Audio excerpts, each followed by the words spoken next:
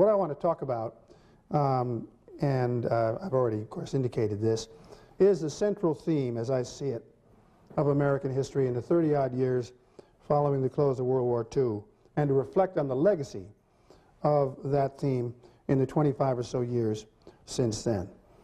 And this, of course, is the explosion of the most powerful popular expectations in the history of the United States, or I think, for that matter, perhaps in the history of any nation in our time. My argument is that these expectations about the capacity of the United States and of its people to live and also to run an ever better world gathered momentum, and here we get back to decades, in the so-called feisty 40s and nifty 50s, and then accelerated with apparently irresistible force in the early 60s. While stymied to some degree thereafter, these expectations and the rights consciousness that they expanded have by no means disappeared from our culture. And a central argument of my talk tonight is that these expectations, often grandiose, having become firmly embedded in American culture by the early 70s, continue to lie at the heart of many of the hopes and of the frustrations of our society today. So this theme of grand expectations is, of course, the centerpiece here of my book and of my talk. But let me begin with a few caveats and reminders. Because if we pause for a moment to reflect on some economic statistics in the late 1940s, and some of you, I think, probably were alive then, we may well wonder what there was for Americans to be so optimistic about at that time. In 1947, 1/3 of American homes lacked running water, 2/5 coped without flush toilets, and 3/5 were without central heating. Historians now estimate that about 30% of America's population in the late 1940s lived in poverty, that is, in households whose income from all sources failed to provide a decent standard of living according to contemporary definitions of that admittedly very relative and subjective term. Now, even Americans who were economically better off in the early post-war years lacked a wide range of comforts and opportunities that were later taken for granted as early as 1970. In 1945, only 46% of American households had a telephone, and 52% of American farm dwellings inhabited by more than 25 million people, this was 18% of America's population of 143 million, a little more than half of what it is today, still lacked electricity. In 1946, only 12.5% of Americans aged 18 through 24 attended anything called an institution of higher education. Some of these statistics, by the way, surprised me a little bit when I really dug into them. But even so, Americans began to have very high expectations at the time. And they were, I think, clearest in our international role. Walter Lippmann, our most respected columnist at that time, wrote in 1945, "What Rome was to the ancient world, what Great Britain has been to the modern world, America is to be to the world of tomorrow." And statistics indeed seem to bear Lippmann out. With 7% of the world's population in the late 1940s, the United States accounted for half the world's manufacturing output. American workers produced 57% of the planet's steel, 43% of its electricity, 62% of its oil, and 80% of its automobiles. Annual per capita income in the United States in mid-1949 at around $1,500 by some estimates was much higher than in the next most prosperous group of nations, which in order were Canada, Great Britain, New Zealand, Switzerland, and Sweden, which had per capita incomes as translated into real buying power at somewhere between $700 and $900.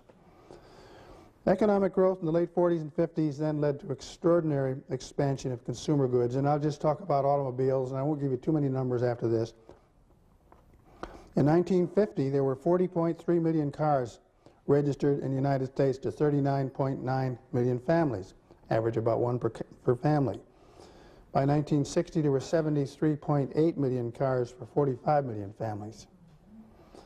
Now, here I'm often reminded of the quip by Will Rogers, the humorist in the 1930s, who at that time made a joke when America's car ownership was already staggeringly high, that America was the first nation in the world to go to the poorhouse in an automobile. Well, you can imagine what he would have thought had he been alive in 1960. One of my favorite books, and maybe some of you know it, is by a man named Thomas Hine, H-I-N-E, not the photographer Lewis, but Thomas, who wrote a book called Populux, P-O-P-U-L-U-X-E, which is a beautifully illustrated book about the 40s, 50s, and early 60s. He's really interested in design of everything from airline terminals to garden furniture to toasters to living rooms. It's a fascinating book, and he tries to draw inferences from what a particular fashionable design may have. And he sees that increasingly by the 50s, you see what he calls a buoyantly Baroque bender of design, much of it expressing a futuristic, streamlining, onward and upward feeling associated with jet propulsion. In other words, he takes this theme of automobile fins, which you're familiar with, and uses the phenomenon of jet propulsion, which is coming into its own in the late 50s. Eisenhower had his Air Force One in 1959, the first president to have it, and so forth, to use a metaphor for the extraordinary onward and upward feeling of American history, American life in the 50s. The historian Fred Siegel later characterized America of 1960s by saying, quote, "A good deal of what had once seemed science fiction had become everyday life." Now, as these quotes suggest, Americans at the time developed virtually unlimited hopes for progress in science, medicine, technology. After all, during the war, penicillin had been developed, radar, 1955, this supposed conquest of polio. In 1953, Cornelius Rhodes, who was the head of the recently established Sloan Kettering Cancer Institute here in New York. This, in turn, by the way, was a sign of the times, a post-war creation with the notion that you can have a disease-specific center which can conquer a disease. Rhodes said in 1953, inevitably as I see it, we can look forward to something like a penicillin for cancer. And I hope within the next decade, it is no longer a question if cancer will be controlled, but when and how soon. Now, this optimism among scientists, and I suppose you could chalk some of this off to PR, was universal and contagious.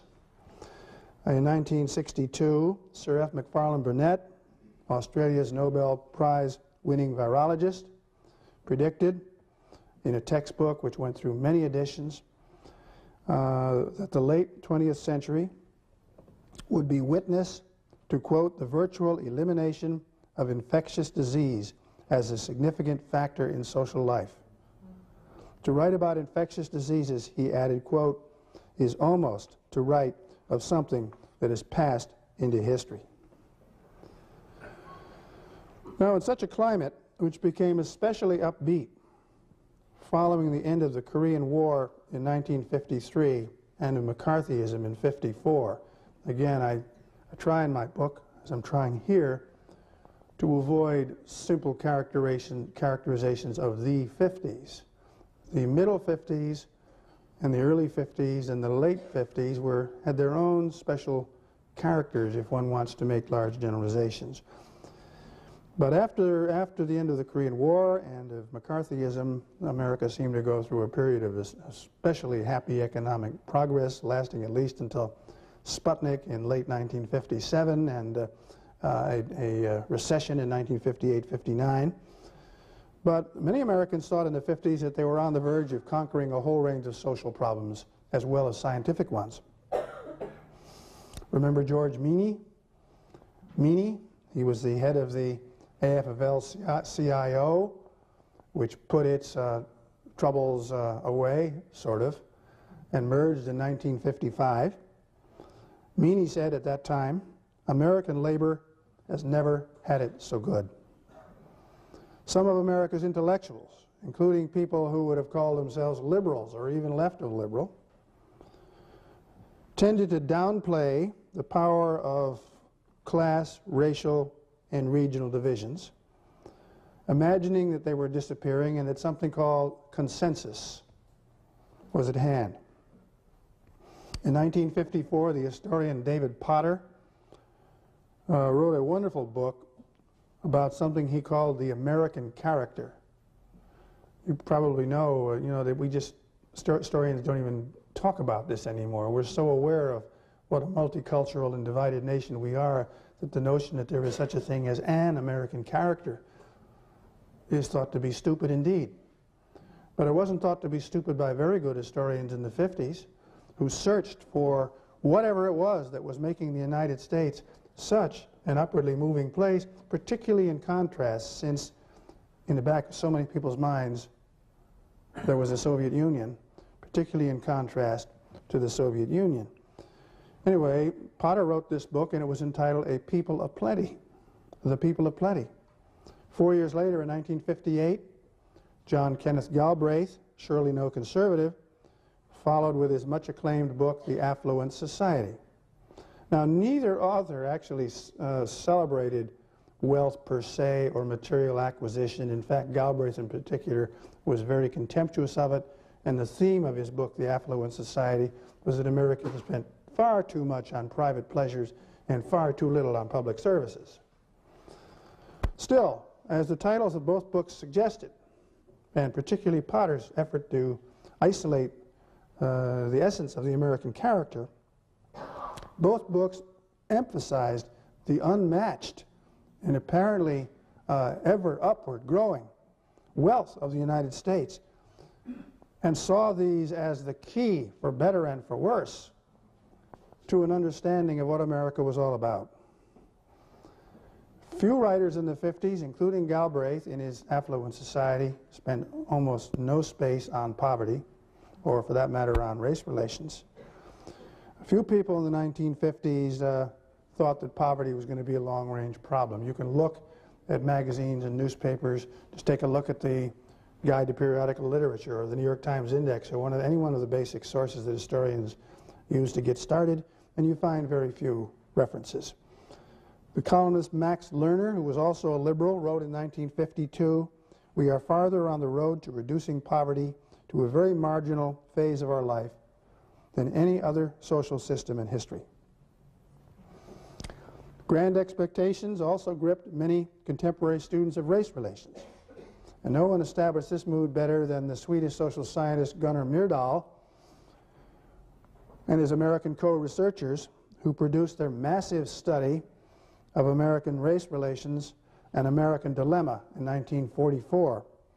Not since Reconstruction, Myrdal emphasized, and this was in italics, has there been more reason to anticipate fundamental changes in American race relations, changes which will involve a development toward American ideals. Virtually all reviewers of this magisterial work, and it was indeed, it's still worth reading, including black intellectuals whom we often think of as being angry or radical or whatever, people like W.E.B. Du Bois, for instance, or the novelist Richard Wright, gave this optimistic notion of race relations in 1944 a glowing review, and the expectations were also high in the late 40s and early 50s. Now, two interrelated developments in the early 60s then lifted these already growing expectations to even greater heights, especially among younger, middle-class people who had not personally experienced the bad old days of the 1930s and 1940s. And here, I do wish to, issue this kind of qualifier. One can talk about grand expectations as something which somehow takes over the culture, perhaps rather like David Potter spoke about a consensus, but of course it wasn't like that at all. This affected different people in different ways, and my point is that these grand expectations particularly affect many younger middle-class people who never experienced the Depression or World War II and really entered into their early adult years and then in their later adult years in a very different world. And they were particularly affected, as I say, by two interrelated developments of the early 60s.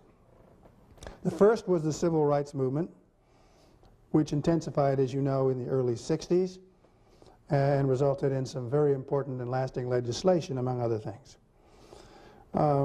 My point here, and it's so well known that I won't dwell on it, is that the moral power of civil rights activism stimulated not only civil rights workers, but also promoted unprecedented rights consciousness in the culture at large. And by the late 60s, a host of other groups. Women, now, for instance, was formed in 1966. Native Americans, Chicanos, gay people, Stonewall was 1969. The elderly had taken their cues from the civil rights movement and were organizing in groups to defend their rights. There was even a highly visible national welfare rights organization run by a Providence native by the name of George Wiley. The notion of rights consciousness really takes hold during this period. The second key development of the early 60s was extraordinary economic growth. I could give you more figures. Suffice it to say that between 1961 and 1965, the annual growth rate was around 5%. This is unimaginable. The 1960s were the longest period of uninterrupted economic growth, that is, no recession in American history, although we're approaching that again. It seemed as if it would never stop.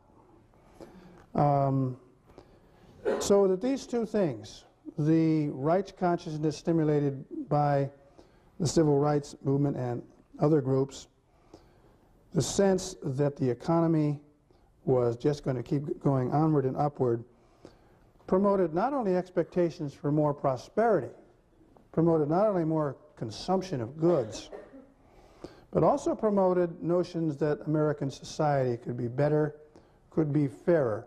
I think there was some relationship, in short, between people's perceptions of the economy and what it can manage to do, and liberal and conservative ideas. But it's a very complicated thing, and I hope nobody asks me any questions about it.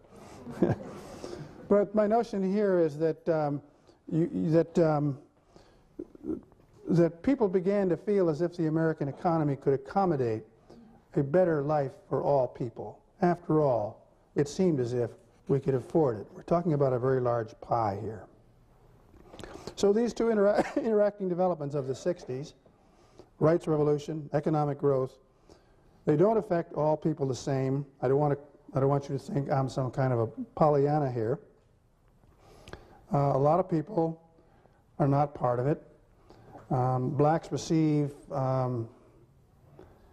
legal rights, but as we all know, their social and economic and often their educational situation is far inferior to that of whites. Same thing with women and many of the other groups. It's one of the reasons why they're so angry, of course, not only in the 60s, but later on. And of course, it's a complete mistake to imagine that the 50s or the early 60s were some kind of golden age, which I'm afraid is something we often imagine. It was a good age for a lot of people, but not for everybody, of course. But I want to repeat, the sense of expectation was really remarkable. I'll give you a couple of quotes.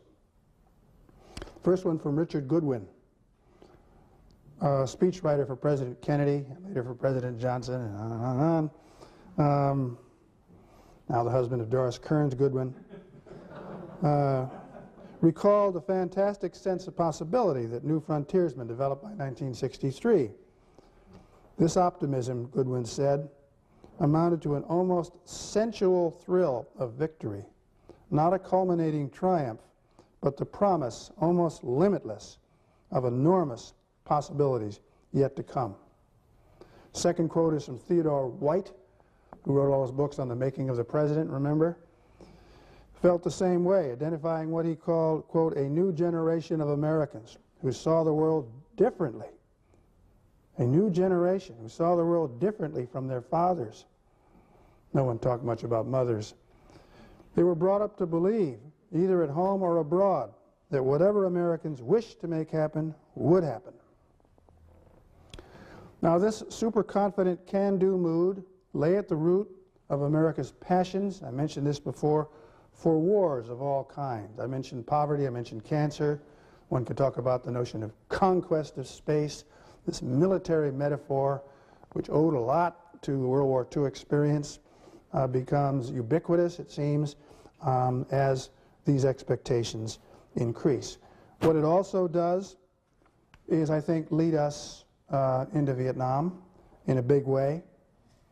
Not that this was the only reason, but certainly there was a sense that the United States could easily take care of what Lyndon Johnson called North Vietnam, pardon my language, but it was his, a little pissant country. There was the notion that we were big and we were strong and we could do it all. Johnson, in hailing the near-unanimous congressional approval of the Gulf of Tonkin Resolution of 1964, which gave him a pretty free hand in the years ahead, said, it's a characteristic quote, let no one doubt for a moment, he said, that we have the resources and we have the will to follow this course as long as it may take. Actually, we now know, this is an aside, Johnson had a lot of private doubts.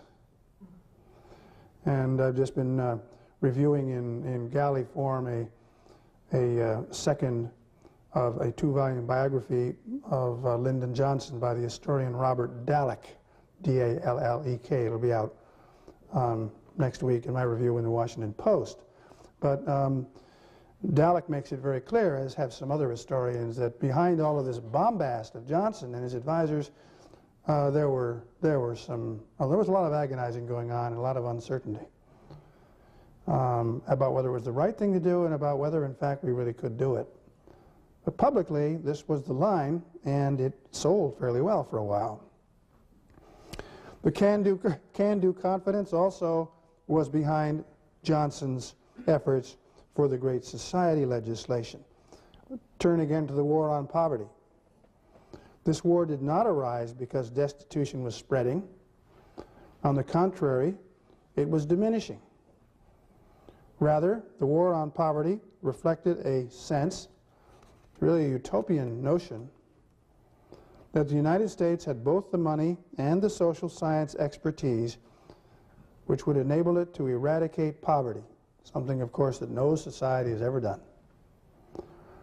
A generation ago, Walter Lippmann observed at the time, I like this quote, a generation ago it would have been taken for granted that a war on poverty meant taxing money away from the haves and turning it over to the have-nots.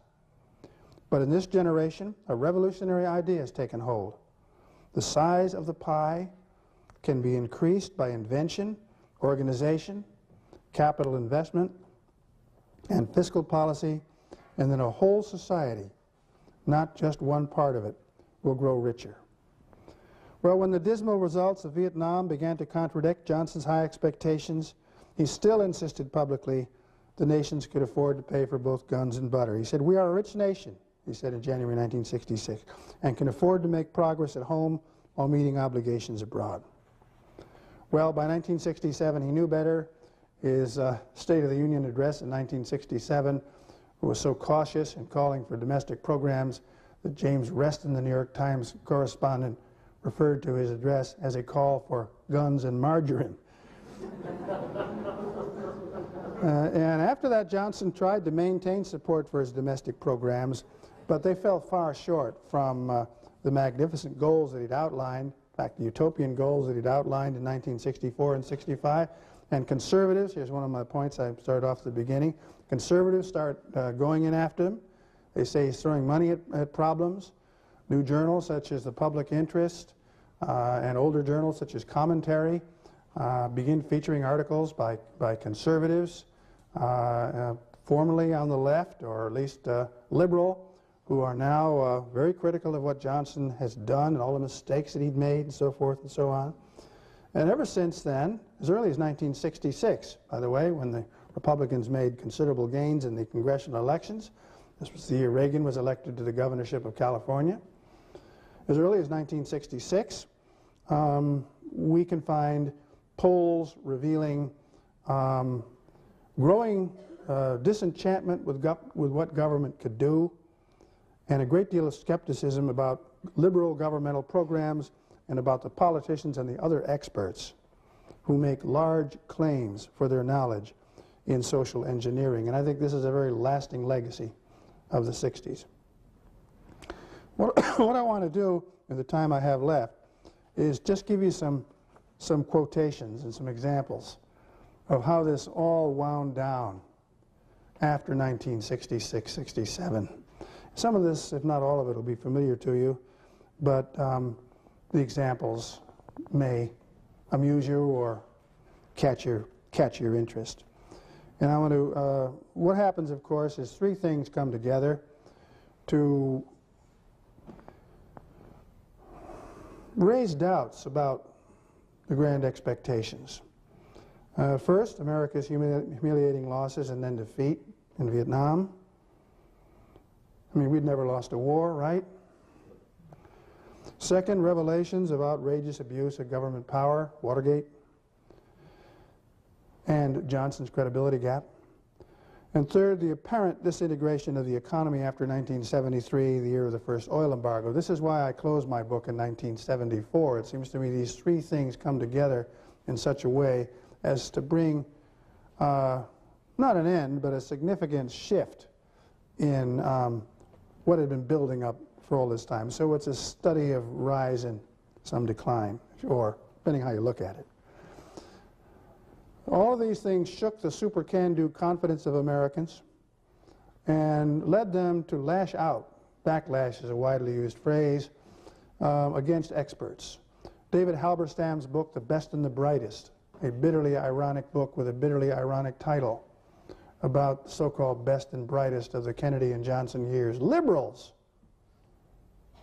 who had dragged this country into Vietnam was this early 70s book. This was a sign of that kind of feeling. Let's give you some chronological manifestations of this backlash. The first is kind of funny, I guess. I think it's funny. Involved the formation of a group called the Berkshire Citizens United. This was a conservative group appalled by students who had led a so-called filthy speech movement, remember that, in Berkeley in 1965. And this is how the Berkeley Citizens United described what the curriculum at Berkeley threatened to become in 1966. The entering class, the group said, would sign up for Riot 101, Russian Language 101, and Dirty Books 101. Sophomores would be required to devote 2 minutes per week to personal hygiene. And you remember one of George Wallace's great lines was to tell people what they really needed was soap. Student protesters, two minutes per week to personal hygiene, and 11 hours to draft dodging, troop train delaying, and composition, 4-letter words. Those who made it to the junior league, the junior year, this group said, could take police car sit-in 331, car burning lab, and public speaking, parenthesis, yelling and shouting. That's the first example. Once you get, I think, people ridiculing the other side, you've gone over you're moving in a certain direction. People are so sure of themselves that they can just ridicule. Here's George Wallace of Alabama, example number 2, running for the presidency in 1968. Liberals, intellectuals, and long hairs, he said, have run this country for too long. These are overeducated ivory tower folks with pointed heads. Ever notice how intellectuals always have pointed heads? Looking down their noses at us. They're intellectual morons who don't know how to park their bicycles straight. Who else would ride a bicycle but a professor, you know? Wallace concluded, when I get to Washington, I'll throw all these phonies in their briefcases into the Potomac. I mean, no self-respecting person like Wallace would even bother with a briefcase, right? Wallace, by the way, also described welfare as a system which encouraged breeding children as a cash crop. Yeah, George Wallace. Example number 3. You're a bunch of New Yorkers. Remember Mario Procaccino? He ran as a serious candidate for the mayoralty of New York in 1969 with language such as this: "We must stop coddling the criminals and pampering the punks. The do-gooders and bleeding hearts must stop handcuffing the police." Procaccino used to like to say, "It's safer to be in Vietnam than to be in New York at 3 o'clock in the morning." He added, "If I catch a burglar in my home, I wouldn't run for the handbook. I wouldn't call my lawyer. I'd just blow his brains out." Here's Attorney General John Mitchell in a memo for his boss, Richard Nixon, concerning student demonstrators in 1970. Mitchell and other people used to write many long memoranda. Stephen Ambrose's biographies of Nixon are very good on this.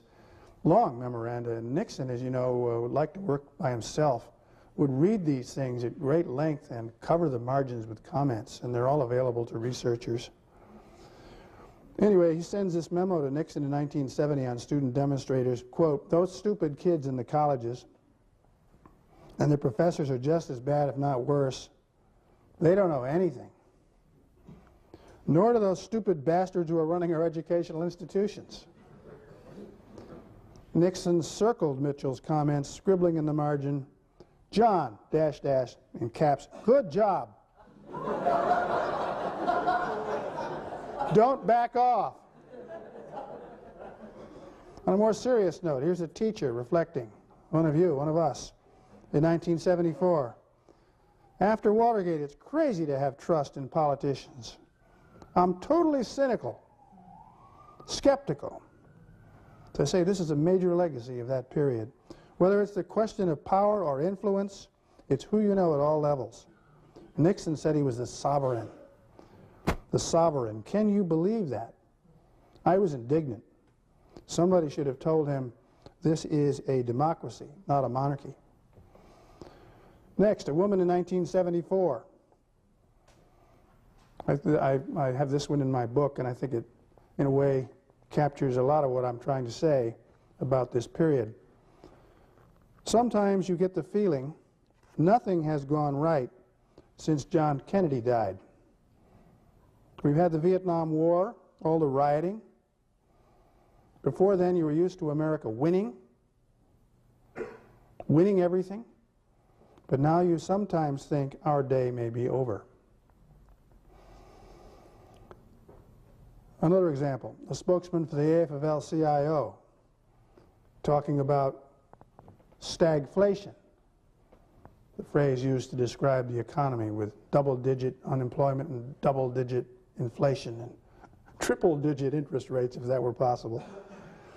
"The United States," he said, quote, "is a nation of hamburger stands, a country stripped of industrial capacity and meaningful work, a service economy, a nation of citizens busy buying and selling cheeseburgers and root beer floats."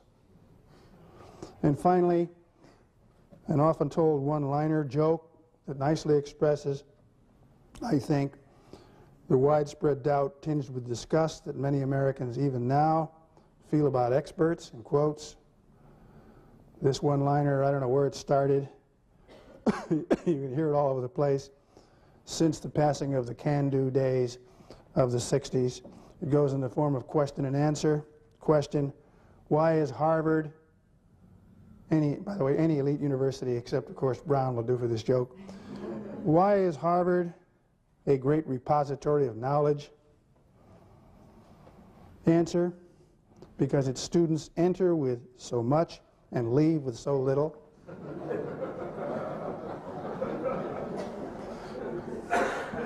As I could say, this is not true at Brown. We work them hard there. At any rate, now, having given you these quotations, we've got to pause because I don't want to make too much of them. this is a standard trick of historians, of course, and as speakers. They lead you down a certain path and they yank you back off it. Wallace didn't win the election of 1968, of course. Procaccino finished second in a three-man race, the winner of which was John Lindsay, the liberal. The AFL CIO's blast about hamburger stands and root beer floats, you know, it was hyperbole. The economy has come back. And as for experts and professors at Harvard, well, I don't know. But it's also very clear that top American universities continue to attract people from all over the world and from the United States. Americans, of course, will pay outlandish sums to go there. So either they're stupid or the universities are doing something right. In fact, the American system of higher education is, in many respects, of course, the best in the world by far.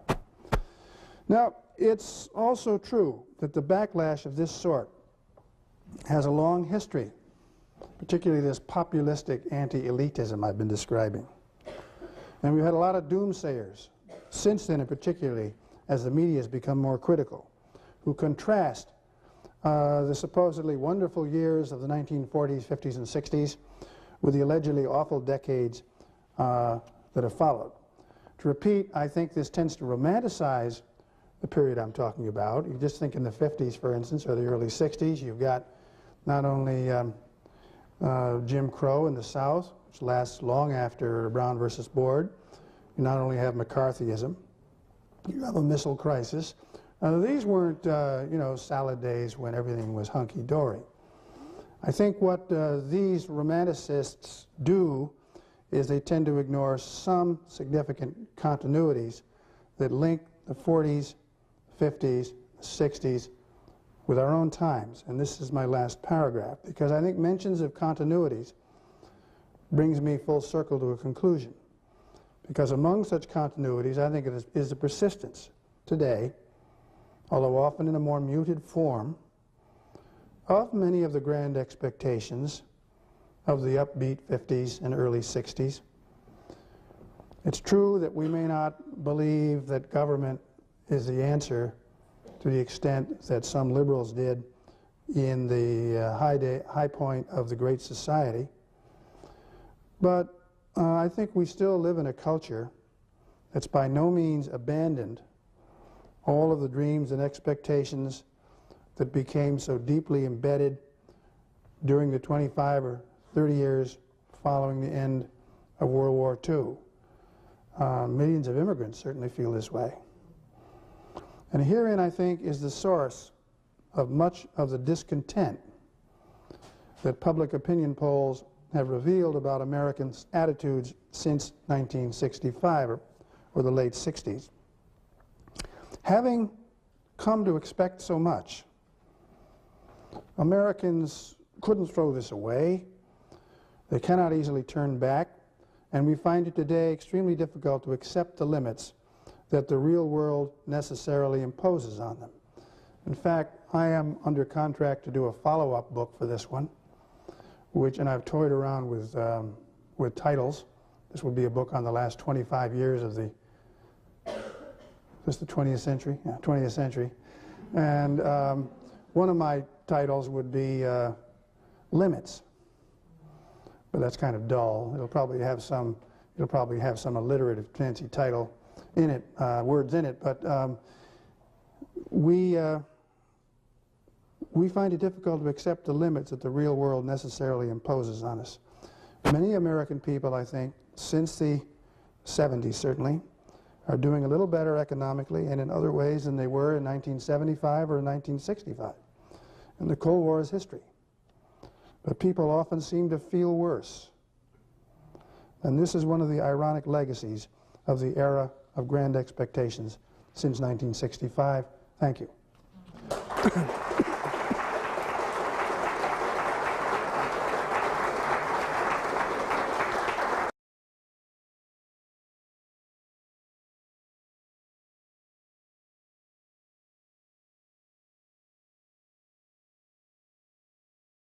What I want to talk about, and I've already, of course, indicated this, is the central theme, as I see it, of American history in the 30-odd years following the close of World War II, and to reflect on the legacy of that theme in the 25 or so years since then.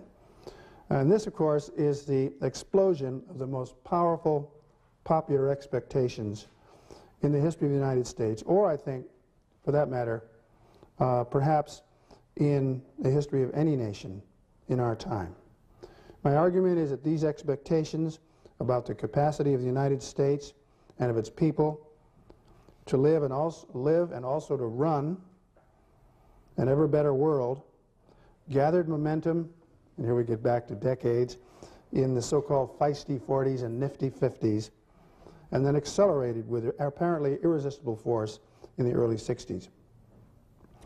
While stymied to some degree thereafter, these expectations and the rights consciousness that they expanded have by no means disappeared from our culture.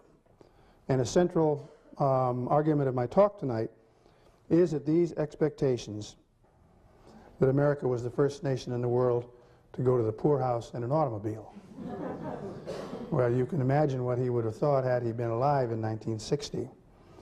One of my favorite books, and maybe some of you know it, is by a man named Thomas Hine, H-I-N-E, not the photographer Lewis, but Thomas, who wrote a book called Populux, P-O-P-U-L-U-X-E, which is a beautifully illustrated book about the 40s, 50s, and early 60s. He's really interested in design of everything from airline terminals to garden furniture to toasters to living rooms.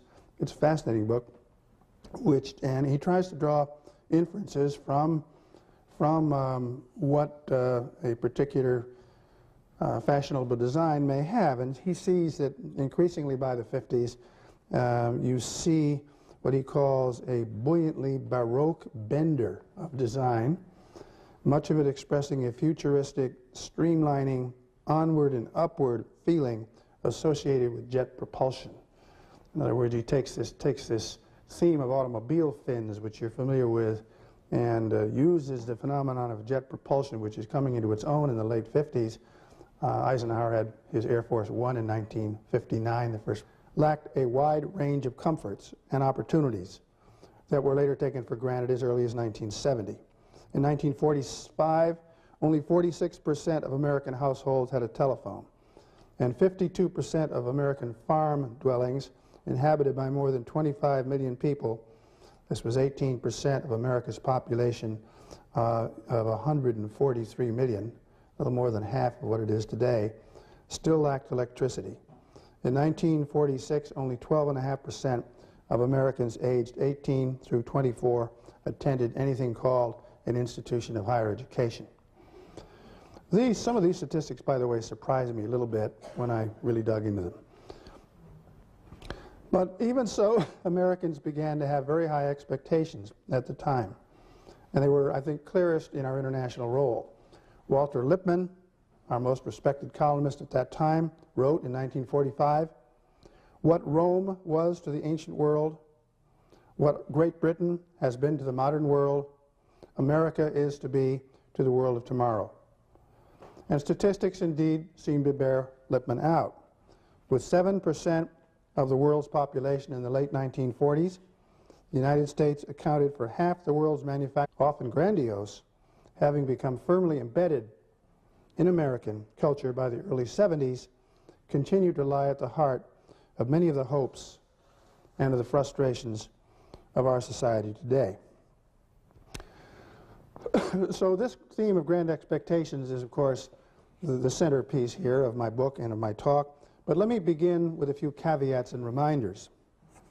Because if we pause for a moment to reflect on some economic statistics in the late 1940s, and some of you, I think, probably were alive then, we may well wonder what there was for Americans to be so optimistic about at that time.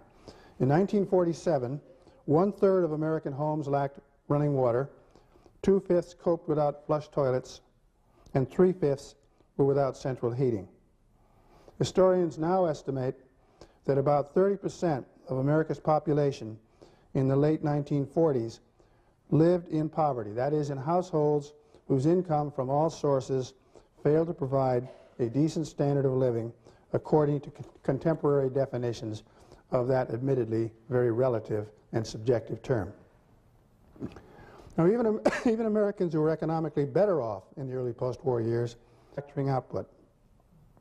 American workers produced 57% of the planet's steel, 43% of its electricity, 62% of its oil, and 80% of its automobiles. Annual per capita income in the United States in mid-1949 at around $1,500 by some estimates was much higher than in the next most prosperous group of nations, which in order were Canada, Great Britain, New Zealand, Switzerland, and Sweden, which had per capita incomes as translated into real buying power at somewhere between $700 and $900. Economic growth in the late 40s and 50s then led to extraordinary expansion of consumer goods, and I'll just talk about automobiles, and I won't give you too many numbers after this. In 1950, there were 40.3 million cars registered in the United States to 39.9 million families, average about one per family. By 1960, there were 73.8 million cars for 45 million families.